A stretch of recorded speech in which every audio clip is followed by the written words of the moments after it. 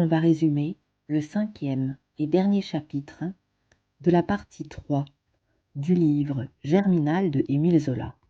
Le chapitre démarre par une phrase qui dit simplement que la quinzaine va être encore pire parce que ils vont manquer d'argent. Et il y a une journée de travail que Catherine n'a pas pu effectuer, c'est à cause de Chaval, parce qu'en fait, la Maheude est furieuse, sa fille a passé la nuit dehors, et elle est rentrée au petit matin tellement fatiguée et malade qu'elle ne pouvait pas aller travailler. Catherine va dire à sa mère, c'est la faute de Chaval. En fait, il l'a gardée de force pendant la nuit, il menaçait de la battre, qu'il était fou de jalousie et qu'il accusait Catherine de dormir dans le lit d'Étienne. Donc la Maheude est furieuse, elle dit qu'elle va aller gifler son compagnon Chaval pour ce qu'il a fait, et en même temps c'est un peu bizarre, ils disent bon de toute façon la journée est perdue et il vaut mieux ne pas changer de galant. Alors on comprend pas trop comment une mère peut dire à sa fille de rester avec une brute pareille, mais bon, autre temps, autre mœurs. En plus, il y a une journée où Jeanlin n'a pas travaillé, tout le monde pensait qu'il était à la fosse, mais en réalité, il a débauché Lydie et Bébert et ils sont partis passer toute la journée à se balader dans les forêts.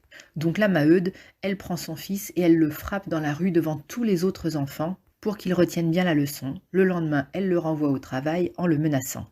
Ensuite, il y a un accident grave qui se produit dans la mine. Donc, ils se rendent compte un jour, par exemple, pendant que Étienne est en train de piocher pour extraire donc la houille, qu'il reçoit un jet d'eau. Du coup, il se demande s'il n'y a pas une poche d'eau qui pourrait rentrer dans la mine. Mais ils s'en inquiètent pas trop parce qu'ils sont tellement dans la misère, on peut presque dire qu'ils ne se soucient même pas de mourir. Les deux enfants, donc Jeanlin et Bébert, eux, leur travail, c'est de pousser les berlines, donc de les faire marcher sur les rails. Et quand ils se croisent, de temps en temps, les chevaux se saluent, se reniflent. Et les enfants, ça les agace un peu parce que ça freine et que du coup, ça leur fait perdre du temps et puis ils ont peur de se faire mal.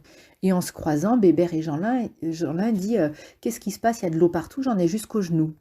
Il continue un peu plus loin, il est avec un autre mineur que les autres appellent Chico et qui est pressé de finir sa journée parce que sa femme est en train d'accoucher. Et à ce moment-là, en fait, les boiseries s'effondrent et il y a un éboulement et apparemment c'est dû à l'eau qui poussait derrière le tunnel de la mine en fait. Donc tout de suite c'est la catastrophe et tout le monde se met à hurler qu'il y a eu un accident. Bébert tout de suite se mit à crier que Jeanlin est en dessous et Maheu l'entend.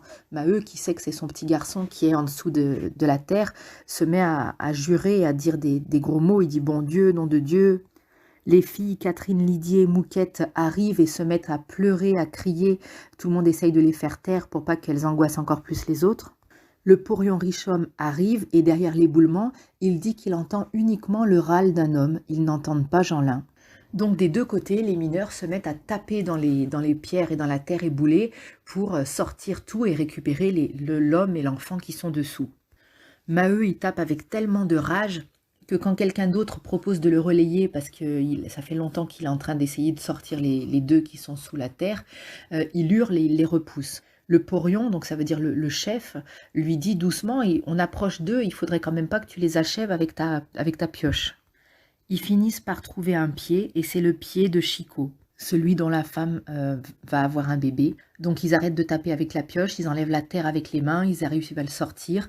La tête n'a rien, mais la colonne vertébrale est cassée. Donc ils le mettent sur une berline et ils l'envoient à la lumière, quoi. Ils le sortent de la mine. De l'autre côté, on entend crier, eux ils ont trouvé Jeanlin. Et Jeanlin, lui, il respire encore, mais par contre il a les deux jambes cassées. Donc du coup, le père Maheu prend l'enfant dans ses bras et il le porte, tout en continuant à dire des insultes. Catherine et les autres femmes se remettent à pleurer. Bébert, il est parti le cheval qui s'appelle Bataille et ils attellent les deux berlines au cheval et donc le cheval s'en va avec dans la première berline le corps de Chico qui est mort et dans la deuxième celui de Jeanlin qui est toujours vivant mais qui a les deux jambes cassées. Il faut une demi-heure pour les ramener donc de l'endroit où ils sont en train de piocher jusque l'accrochage. L'accrochage apparemment c'est l'espèce de grande rail sur laquelle on peut rejoindre l'ascenseur. Dans l'ascenseur, ils ne peuvent pas rentrer à beaucoup, donc Maheu prend son fils dans les bras et Étienne prend le corps de Chico avec lui. Ils arrivent en haut, on met les deux corps dans la chambre des porions, donc des chefs, où il y a un poêle chaud, et il y a déjà un enfant qui est parti chercher le docteur qui est présent. Le docteur regarde rapidement Chico et il dit pour lui, ça y est, c'est foutu, vous pouvez déjà laver le corps, il est mort. Ensuite, il y a une scène qui est très très dure à lire. Ça raconte comment le docteur déshabille et ausculte Jeanlin. Donc la tête et les poumons, le corps n'a rien, c'est les jambes qui ont tout pris. Mais ce qui est surtout horrible, c'est qu'en déshabillant l'enfant, on se rend compte qu'il est misérable. Je vais peut-être lire juste ce paragraphe qui a été écrit par Zola. Le pauvre petit corps apparut d'une maigreur d'insecte, souillé de poussière noire, de terre jaune, que marbraient des taches sanglantes. On ne distinguait rien, on dut le laver aussi. Alors il sembla maigrir encore sous l'éponge, la chair si blême, si transparente, qu'on voyait les os. C'était une pitié, cette dégénérescence dernière d'une race de misérables, ce rien du tout, souffrant, à demi broyé par l'écrasement des roches. Cette description, voilà, elle montre toute la misère de ces enfants qui n'ont pas de santé et qui risquent leur vie dans les mines. Ensuite, Négrel et Dansaert arrivent et en fait Négrel va dire tout ça c'est à cause de ces fichus boisages qui tiennent pas et dire en plus que vous refusez de faire les boisages correctement et que vous voulez vous mettre en grève pour ça. Mais le porion va dire Chicot, pauvre homme, il est mort alors que c'était un bon ouvrier et qu'il avait déjà 3 enfants. Finalement, tout le monde se met en route. Le cercueil, Jeanlin sur un brancard et les mineurs derrière. Ils envoient Catherine pour prévenir la Maheude à l'avance, mais en fait, dès qu'ils arrivent, la Maheude est déjà sortie sans écouter, toutes les femmes hurlent dans la rue, tout le monde a peur que ce soit son mari qui est mort.